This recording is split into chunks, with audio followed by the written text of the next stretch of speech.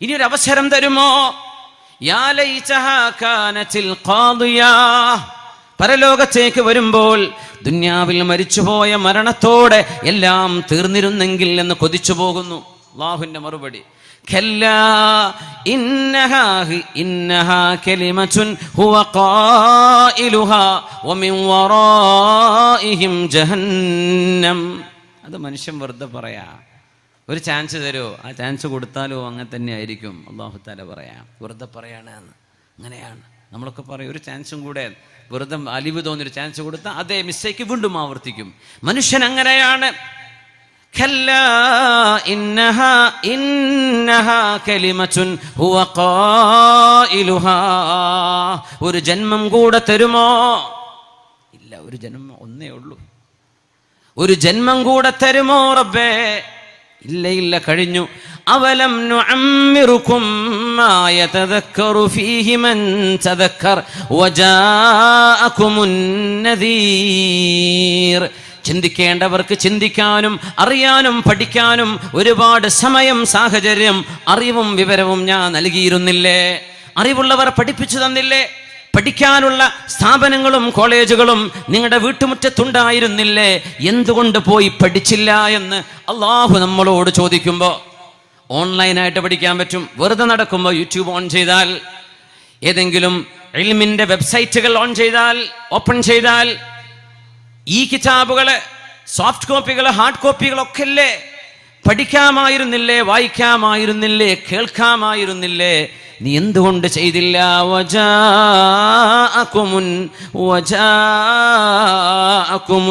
നദീർ. എന്റെ താക്കീതുകാര് വന്നപ്പോ നിങ്ങൾ അവരൊക്കെ കളിയാക്കി പറഞ്ഞല്ലേ? ദുസ്താദുമാർക്ക് അവർക്ക് വയറ് നിറക്കാനുള്ള പരിപാടിയാണെന്ന് പറഞ്ഞല്ലേ? ഇത് വിശുദ്ധ ഗ്രന്ഥമല്ലേ? അവർ പറയുന്നത് ഖുർആനല്ലേ?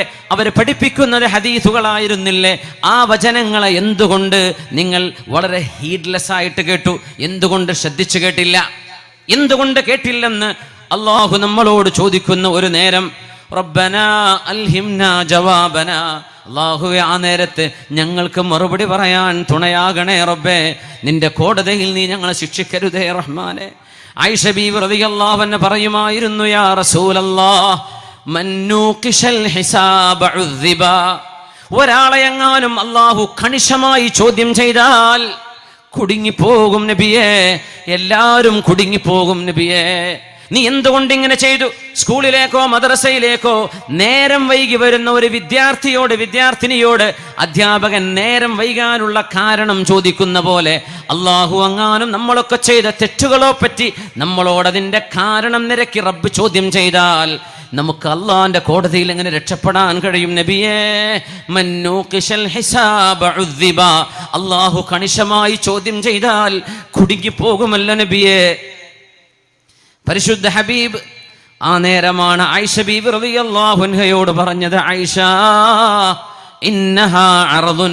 മുഅ്മിനീങ്ങളായ ആളുകൾക്ക്, അള്ളാഹുവിനെ വഴിപ്പെട്ട് നടന്ന ആളുകൾക്ക് അർദുൻ അള്ളാഹു കാണിച്ചു കൊടുത്ത്, നീ ഇത് ചെയ്തോ? നീ ഇത് ചെയ്തതല്ലേ? നിനക്ക് നിഷേധിക്കാനുണ്ടോ? എന്റെ മലക്കുകൾ നീ ചെയ്ത നന്മ എഴുതി വെക്കാതെ പോയോ? നീ ചെയ്യാത്തതിന്റെ മലക്കുകൾ നിന്റെ പേരിൽ ചേർത്ത് വെച്ചോ? എന്തെങ്കിലും പറയാനുണ്ടോ? ഇല്ല റബ്ബേ, ഞാനത് ചെയ്തത് തന്നെയാണ്. പൊയ്ക്കോ, നിനക്ക് ഞാൻ മാപ്പ് തന്നു എന്ന് അള്ളാഹു മുഅ്മിനീങ്ങളോട് പറയുന്നു. ആയിഷ, ആ അറളാണ് റബ്ബിനോട് നമ്മൾ ചോദിക്കുന്നു, അല്ലാഹുമ്മ ജഅൽ ഹിസാബനാ അറളാ. അങ്ങനെ അള്ളാഹു ഓശാരമായ മാപ്പ് നൽകി അള്ളാഹു പറഞ്ഞയക്കുന്നവരിൽ അള്ളാഹു നമ്മെ പെടുത്തി തരട്ടെ.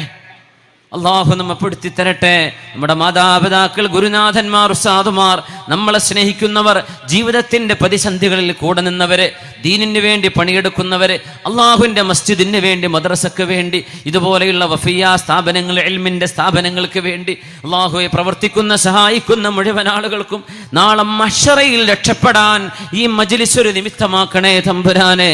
നീ ഞങ്ങളെ അറളുകൊണ്ട് സഹായിക്കണേ റബ്ബേ. അതൊരു ഹിസാബാക്കി മാറ്റരുതേ തമ്പുരാനെ. ആമീൻ യാ റബ്ബൽ ആലമീൻ.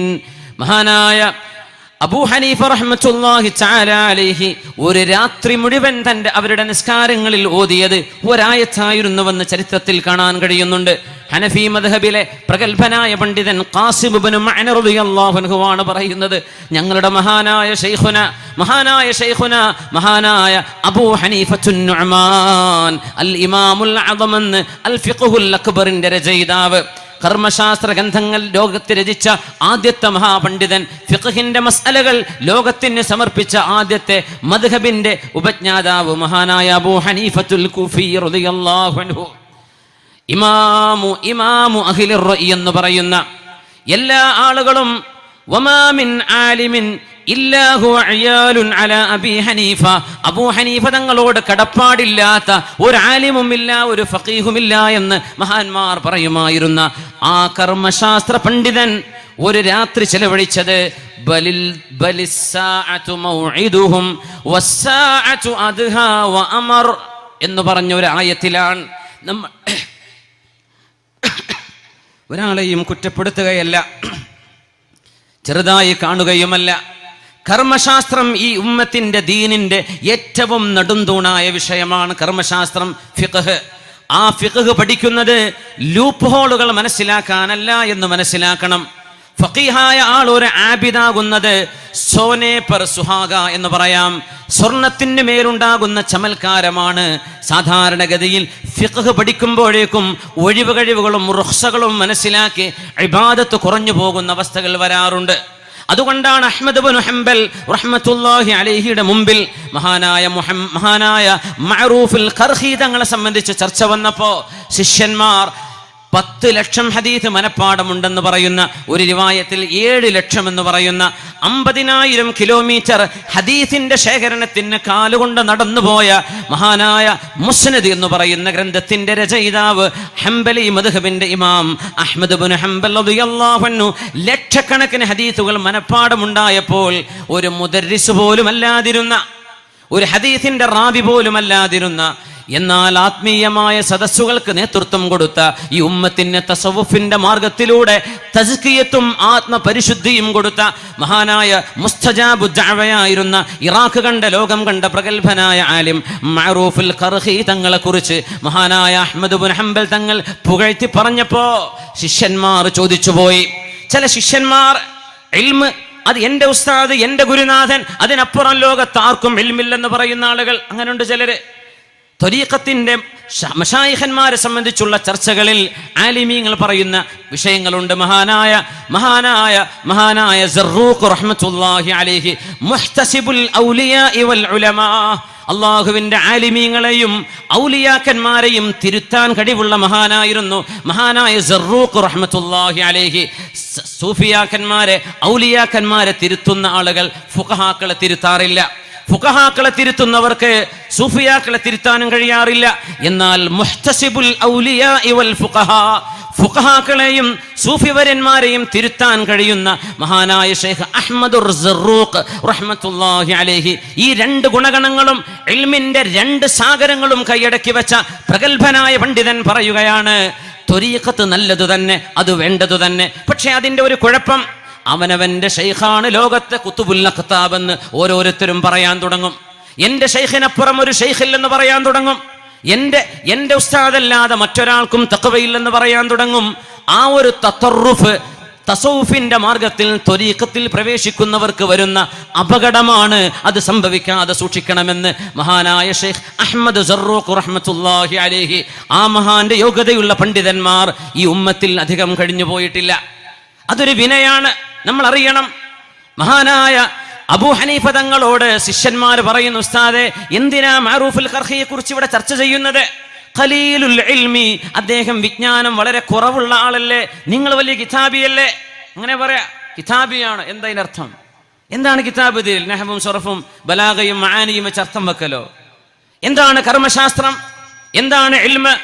മഹാനായ അഹ്മദ് ഇബ്നു ഹംബൽ തങ്ങളോട് നിങ്ങളെത്ര പോലും ഇൽമില്ലാത്ത ഒരു മഹാനെ നിങ്ങൾ ഇത്ര പുകഴ്ത്തേണ്ടതുണ്ടോ, നിങ്ങൾ ഇത്ര കാര്യമാക്കേണ്ടതുണ്ടോ എന്ന് ചോദിക്കുമ്പോൾ ഒരു 100 ഹദീസ് പോലും ഒരു പക്ഷേ സനദ് സഹിതം മനപ്പാടമില്ലാതിരുന്ന മഅറൂഫ് തങ്ങളെ കുറിച്ച് ലോക പണ്ഡിതൻ അഹ്മദ് ഇബ്നു ഹംബൽ തങ്ങൾ പറഞ്ഞത്, വഹൽ യുറാദു മിനൽ ഇൽമി ഇല്ലാ മാ വസല ഇലൈഹി മഅറൂഫ്.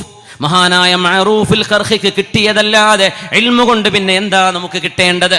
ഒരു ഇൽമു കൊണ്ട് കിട്ടേണ്ടത്, ഒരു ആലിമിന് കിട്ടേണ്ടത് മഅറൂഫുൽ ഖർഖിയുടെ തഖ്വയല്ലേ? നമ്മൾ പറയും മഹാനായ അത്തിപ്പന്റെ ഉസ്താദ്, ചില ത്വരീഖത്തിന്റെ ആളുകൾ മഹാനെ പറ്റി പറയും അത് തബറുക്കിന്റെ ശൈഖാണെന്ന്. നിങ്ങൾക്കറിയുമോ ആരാണ് തർബിയത്തിന്റെ ശൈഖെന്ന്? ആരാ തർബിയത്തിന്റെ ശൈഖെന്ന്? മഹാനായ അത്തിപ്പറ്റ ഉസ്താദിന്റെ ജീവിതത്തിന്റെ പരിശുദ്ധി കണ്ട് മനസ്സിലാക്കിയ ലക്ഷക്കണക്കിന് ആളുകൾ ആ മഹാനുഭാവന്റെ കൂടെ നിന്നത് കണ്ണടച്ച് വിശ്വസിച്ചത് കൊണ്ടല്ല, ആ മഹാന്റെ ജീവിതത്തിന്റെ പരിശുദ്ധി കണ്ടുകൊണ്ടാണ്. ഒരുപക്ഷെ വലിയ വലിയ കിതാബുകൾ ഓതുന്ന ആയിരക്കണക്കിന് ശിഷ്യന്മാർ ആ മഹാൻ ഉണ്ടായില്ലായിരുന്നു. പക്ഷേ വഹൽ യുറാദു മിനൽ ഇൽമി ഇല്ലാ മാ വസല ഇലൈഹി മഅറൂഫ്, മഹാനായ മഅറൂഫുൽ ഖർഖിക്കും മഹാന്മാരായ തസവുഫിന്റെ ആലിമീങ്ങൾക്കും ഹൃദയശുദ്ധിയും അല്ലാഹുവിനെ കുറിച്ചുള്ള സൂക്ഷ്മതയും അതല്ലേ ഇൽമു കൊണ്ട് കിട്ടേണ്ടത്? അതല്ലേ ജമ്മുൽ ജവാമി ഓതിയാൽ കിട്ടേണ്ടത്? അതല്ലേ തുഹ്ഫയും ഫതുഹുൽ മുഈനും ഓതിയാൽ കിട്ടേണ്ടത്? അത് കിട്ടാതെ നമ്മൾ കുറെ മസ്അലകളുടെ ഹലാലും ഹറാമും പഠിച്ചു വെച്ചിട്ട് മാത്രം എന്തു കാര്യമെന്നോർക്കണം. അവിടെയാണ് മഹാനായ ഇമാമുൽ അഅ്ലം എന്ന് ലോകത്തറിയപ്പെടുന്ന അൽ ഇമാമുൽ അഅ്ലം എന്ന് മുത്ലഖൻ പറഞ്ഞാൽ അത് അബൂ ഹനീഫ തങ്ങളാണ്. മഹാനായ അബൂ ഹനീഫ തങ്ങൾ ഒരു രാത്രി നിസ്കരിച്ച നിസ്കാരത്തെ കുറിച്ചാണ് ഇവിടെ പറയുന്നത്. ബലിസ്സാഅതു മൗഇദുഹും വസ്സാഅതു അദ്ഹാ വഅമർ. സൂറത്തുൽ ഖമറിലെ ആയത്താണത്. ഒരു രാത്രിയിൽ മഹാനവറുകളുടെ തഹജ്ജുദ് നിസ്കാരമായിരുന്നത്. ഫിഖ്ഹോടുകൂടെ ഇബാദത്ത് വേണമെന്നാണ് സൂചിപ്പിക്കുന്നത്. ഇൽമിന്റെ കൂടെ ഇബാദത്ത് ധാരാളം വേണമെന്നാണ് സൂചിപ്പിക്കുന്നത്. അള്ളാഹു പറയുന്ന എനിക്കും കേൾക്കുന്ന നമുക്കെല്ലാവർക്കും അള്ളാഹു തൗഫീഖ് നൽകട്ടെ.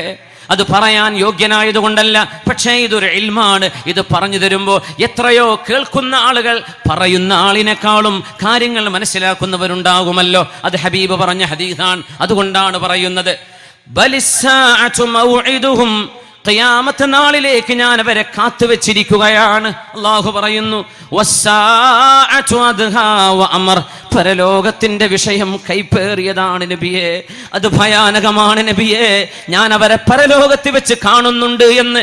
ഈ ഭൂമിയിൽ ദുൽമും നായാട്ടും നടത്തുന്ന ആളുകളെ, നിരപരാധികളായ ആളുകളെ കൊന്നൊടുക്കുന്നവരെ ഈ ദുന്യാവിലെ കോടതിയിൽ നീതി വാങ്ങിക്കാൻ കഴിയില്ലെങ്കിൽ ലക്ഷക്കണക്കിന് കൊന്ന കൊലയാളിക്ക് ഒരു വധശിക്ഷയെ ലോകത്ത് നടത്താൻ കഴിയൂ. ന്യൂസിലാൻഡിലെ ആ പള്ളിയിൽ, ക്രൈസ്റ്റ് ചർച്ചിലെ പള്ളിയിൽ ഇബാദത്ത് ചെയ്തിരുന്ന ജുമുഅക്ക് വന്ന മുത്തഖീങ്ങളായ മനുഷ്യരെ വെടിവെച്ചു കൊന്നവന് ഈ ലോകത്ത് ശിക്ഷ കടക്കാൻ പറ്റുമെങ്കിൽ 50 ആളെ കൊന്നതിന് പകരം അയാളുടെ ഒരു ജീവനെ എടുക്കാൻ പറ്റൂ.